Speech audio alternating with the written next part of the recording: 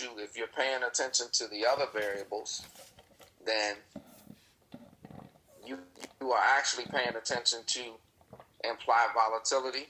Okay, if you're paying attention to spreads, open interest, and all that good stuff, you're really paying attention to implied volatility. You just don't know it. But let's talk about it. Okay, so if I had to summarize implied volatility, it's really a measure of a stock's desire to increase in value. And that's really based on how much the stock is likely to move, okay? So if a stock has a moderate implied volatility rating, right, then there is some chance for that stock to go up and go down, okay, quickly. When implied volatility is low, you can expect really cheap option prices or option chain prices, right? And very narrow spreads, okay? Like 1 to 2%, okay? It's like,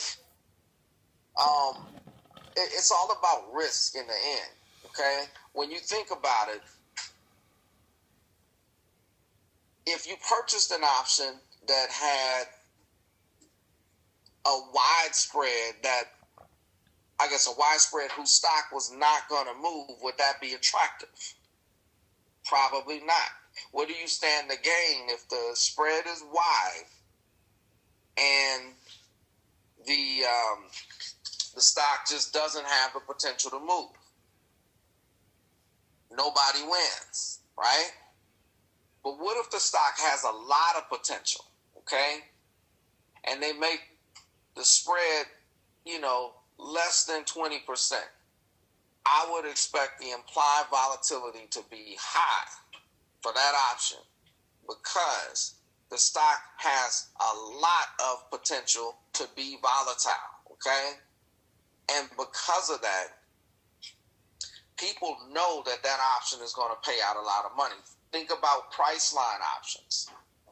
If you look at those options, the implied volatility is extremely high. Okay? So it's really the market's, I would say the market's vibe on how much an option can pay out due to the stock's movement. And stocks that move a lot will have options that have high implied volatility. Okay? See,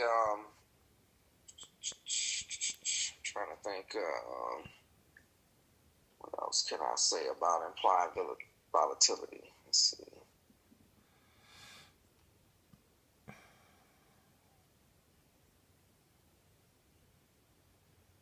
So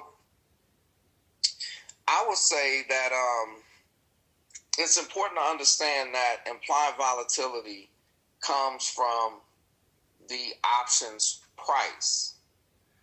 And it shows what the market implies about a stock's volatility in the future. Okay?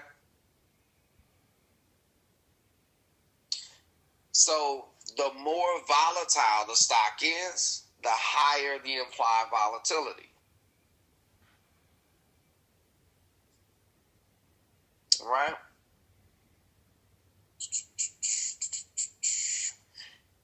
I would say it's important to understand that implied volatility is a variable that factors in all market expectations.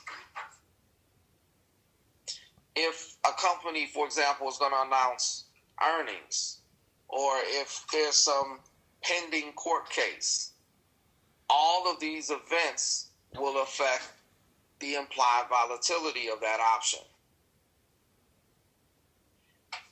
Implied volatility is going to also help you gauge how much of an impact the news will have on the stock. So those are the important things to consider when you're thinking of implied volatility. It's really a measure of how volatile the stock is, and as a result of that, how much the option will increase in value if the stock moves a certain amount. That's the best way that I can explain it. Cool.